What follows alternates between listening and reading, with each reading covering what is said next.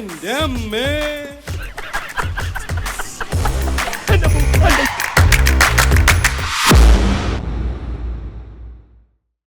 തെണ്ടികളായ കുടുംബക്കാർ.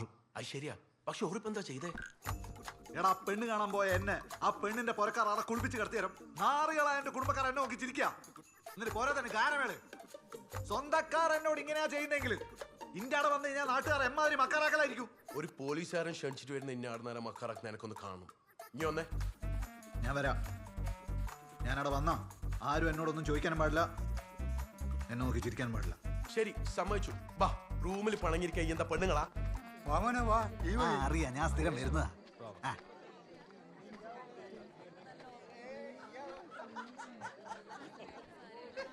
അല്ല ചേച്ചേ, ഇന്ന് പെണ്ണ് കാണാൻ പോയിട്ട് അടുത്ത ആൾക്കാരിനെ കുളിപ്പിച്ച് കിടത്തിന്നാണല്ലോ കേട്ടെ. നീ പറയുന്നത് കേട്ടിട്ടല്ലേ ഉള്ളൂ. വെറുതെ ഇല്ലാത്ത പറഞ്ഞ് നടന്നാലല്ലോ കുരിപ്പ. ഓപ്പരം പഠിച്ചതൊന്നും ഞാൻ നോക്കൂല. ചവിട്ടി ചുമരുമോ പറ്റിച്ചാൽ വേണ്ട, പോണ്ട.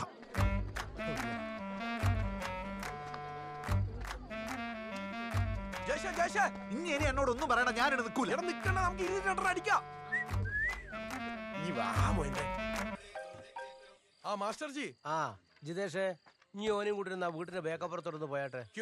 നമ്മളെ മുണ്ടിയിലെ ദച്ചുവിന്റെ ബന്ധു ഒരു കുട്ടിയുണ്ട്, ഓർ അയക്കുന്നുണ്ടെന്നാ കേട്ടത്. നീ ഒന്ന് കൂട്ടിട്ട് കാണിച്ചു കൊടുത്തേ. അച്ഛാ ടീക്ക്. ജയശേ, ഇത് വേ അടിച്ചേ. നമുക്ക് ഇപ്പൊ ഒരു പെണ്ണ് കാണാൻ പോണം. ആ ഇപ്പൊ തന്നെ വരുണ്ടേ. നടക്ക്. പേരേന്റെ ഇലയാ. പോലീസിന്റെ ആൽക്കോമീറ്ററിന് വരെ ഇതുവരെ പിടിക്കാൻ പറ്റില്ല. പിന്നെയല്ല ഒരു പെണ്ണ്. നീ ഇതടി വിട്ടോ.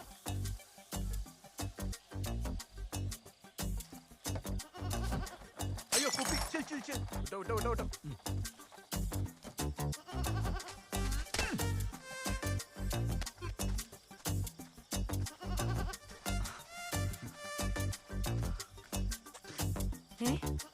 ഇതെന്താ പച്ചത്തുപ്പല്? നിങ്ങൾ മുറുക്കോ? എളുപ്പം. ഈ പുകയിലും ചുണ്ണാമ്പൊന്നും ഇല്ലാണ്ട് രണ്ടനം. സിനിത. ജയേഷ്, സിനിത ഇടം വരെ പഠിച്ച്? MA സംസ്കൃതം. ശ്രേഷ്ഠ ഭാഷ. അത് മാത്രല്ല, എനിക്ക് ഹസ്തരേഖാശാസ്ത്രത്തിലും ജ്യോതിഷത്തിലും ഡിപ്ലോമയുണ്ട്. വിരോധമില്ലെങ്കിൽ ഞാൻ ജയശേഖരന്റെ കയ്യൊന്ന് നോക്കിക്കോട്ടെ?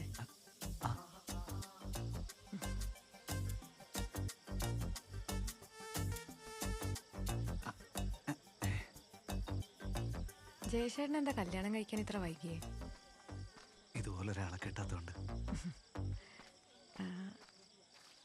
ഞാൻ ചില കാര്യങ്ങൾ ഇത് നോക്കി പറഞ്ഞാ ജയശേഖരനത് ബുദ്ധിമുട്ടാവോ?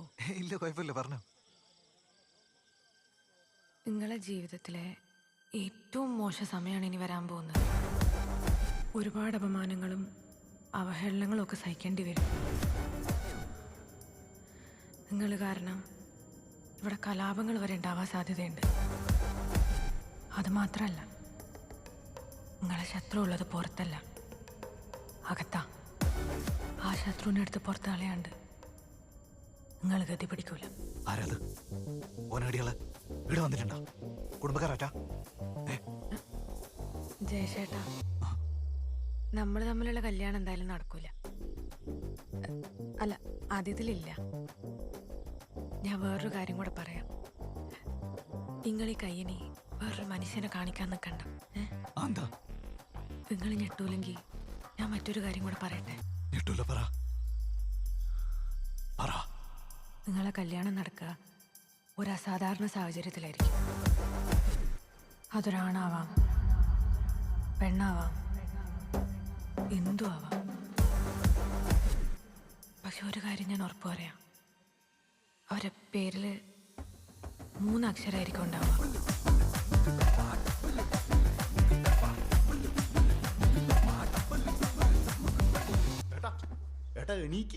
എണീക്കേട്ടാ. എന്ത് നടക്കട്ടു? ഇന്നലെ നിങ്ങളെ കൈ നോക്കി ആ ഏച്ചിയില്ലേ, ഓറ് പുലിയേട്ടാ. ഓറ് കൈ നോക്കി പറഞ്ഞതിൻ്റെ തൊട്ട് നിങ്ങൾക്കുള്ള 8ന്റെ പണി വരുന്നുണ്ട്. എന്ത് പണി? ഇന്നലെ നമ്മൾ നൂനൂനെയും കൂട്ടി പെണ്ണ് കാണാൻ പോയിട്ടില്ലേനോ? ഓറുണ്ട് നൂനൂനെ പെണ്ണ് കാണാൻ ഇങ്ങോട്ട് വരുന്നു.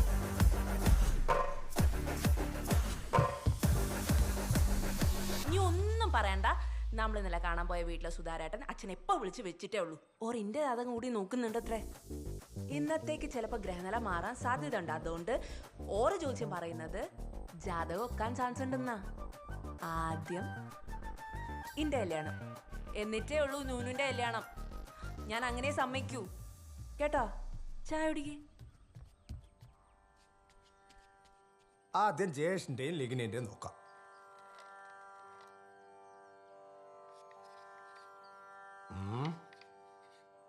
ആരോടോ പറഞ്ഞത് ഈ ജാതകങ്ങൾ തമ്മിൽ ചേരൂലെന്ന്?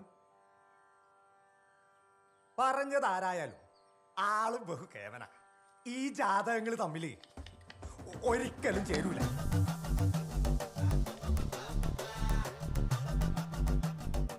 പക്ഷെ സുധാരണ പേര് കുട്ടികളെ ജാതകം 10-8 പെട്ട പക്ക പെർഫെക്റ്റ്.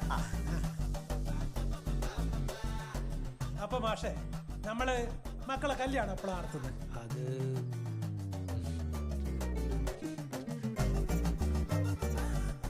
നിനക്ക് എന്ത് സംഭവിച്ചാലും ഇവിടെ ആർക്കും ഒന്നുമില്ല.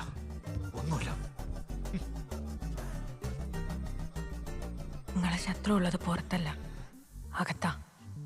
ആ ശത്രുവിനെ അടുത്ത് പുറത്ത് കളയാണ്ട് നിങ്ങൾ ഗതി പിടിക്കൂല. ശരിയാ, ശത്രു പുറത്തല്ല, അകത്ത് തന്നെയാ. നാറികൾ.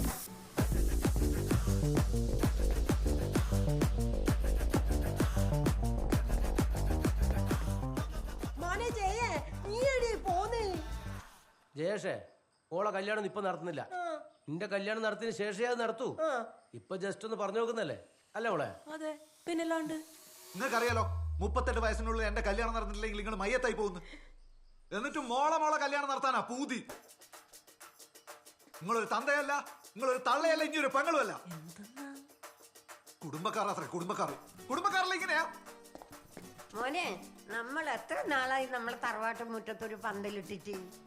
പന്തലിടാൻ കല്യാണം തന്നെ വേണമെന്നൊന്നുമില്ല, എന്നെ കൊണ്ട് പറയിപ്പിക്കറ്. നീ പോടാ. ഞാൻ സ്റ്റേഷനിൽ പോയിട്ട് ആടെയുള്ള നായ്ക്കളപ്പുറം കിടന്നോളാം.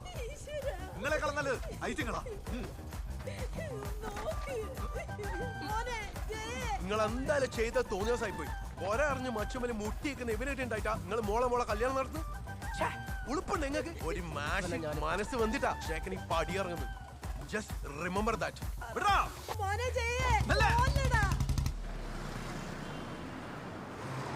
ബേബി, എത്ര കൊല്ലായിട്ട് ഇനി എന്റെ പേഴ്സണൽ മാരേജ് അസിസ്റ്റന്റ് ആയിട്ട് വർക്ക് ചെയ്യുന്നത്. എന്നിട്ടും എനിക്ക് മനസ്സിലായിട്ടില്ല എനിക്ക് കറുത്ത പമ്പിളർ ഇഷ്ടമല്ലെന്ന്. ഫിൽറ്റർ കൂട്ടിയിട്ടാ മനസ്സിലാവാണ്ടിരിക്കാൻ ഞാൻ എന്താ ബേബി മൊണ്ണനാ? സർ, കളർ കുറച്ച് ഡിഫറെന്റ് ആണേ ഉള്ളൂ സാർ. ബാക്കി എല്ലാം ഓക്കെയാണ് സാർ.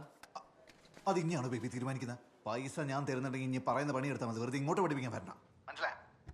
ശരി, ഓക്കെ സാർ.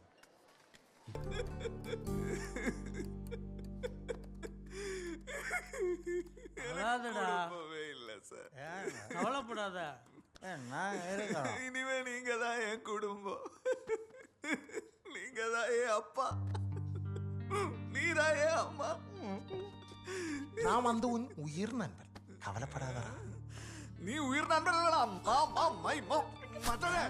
നിങ്ങൾക്കറിയാവാ, ഞാൻ കണ്ട പെണ്ണിനെ സൂത്രത്തിൽ പോയി കണ്ട് കല്യാണം പണി കളഞ്ഞ 1.5 പേർക്ക് ഇവൻ. സാറേ, ആ പറഞ്ഞ ഒരു കറക്ഷൻ ഉണ്ട്. കഥ പറയുമ്പോ മൊത്തത്തിൽ പറയാം. നീ പറയാതെ.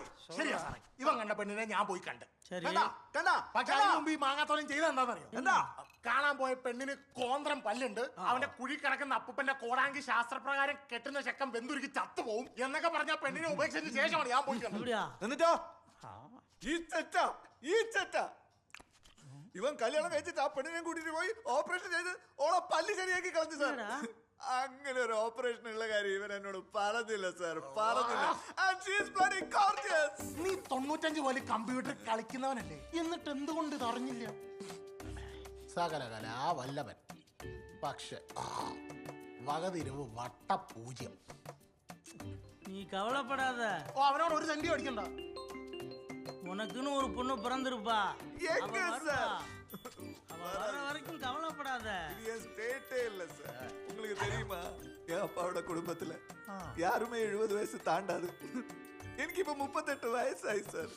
ഏതെങ്കിലും കാലത്ത് ഞാനൊരു കല്യാണം കഴിച്ചു അതിലെങ്ങനെയെങ്കിലും എനിക്കൊരു കുട്ടി ഉണ്ടായ ആ കുട്ടിയുടെ കല്യാണം കാണാനുള്ള ഭാഗ്യം എനിക്ക് ഉണ്ടാവുക സാർ. പേരക്കുട്ടികൾക്കാണല്ല ഭാഗ്യം എനിക്ക് ഉണ്ടാവുക സാർ. ഉണ്ട്, ഭാഗ്യണ്ട്. ഇതാണ് ആ കൊച്ച്, പേര് ഗോപിക. എങ്ങനെയുണ്ട്? അസ്പരസ് അല്ലടാ, പ്രശാന്തേട്ടൻ്റെ ആലോചന.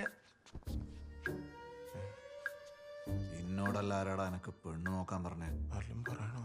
പ്രശാന്തനും കണക്കാ, ഓന്റെ അച്ഛൻ നാരായണനും കണക്കാ. എനക്ക് പെണ്ണ് നോക്കാനും ആണ് നോക്കാനും ഒരുത്തന്റെ ആവശ്യമില്ല. ഞാൻ ഒറ്റക്ക. മൂട് വെച്ച് സാർ, ഞാൻ തൂങ്ങ പറയാം. தம்பி இந்தாப்பா ஊருகா. താങ്ക്സ്. ഉണ്ടാക്കി കൊടു. നീ വേറെ ഇതുകൊണ്ടാ തന്നെ ഇരുന്നു. വെറുതെ ഓരോ എന്താ മാമ്പറത്തെ ജയേഷ് കിടന്ന് കരഞ്ഞ് നിലവിളിച്ച കാര്യം പുറത്തറിയിച്ച് ആണുങ്ങളെ മക്കാറാക്കാൻ നോക്കിയാലുണ്ടല്ലോ കുരിപ്പേ, ചവിട്ടി ചുമരമിൽ പറ്റിച്ചോളെ ഞാൻ. ഉറിഞ്ചതാ ഓടാ.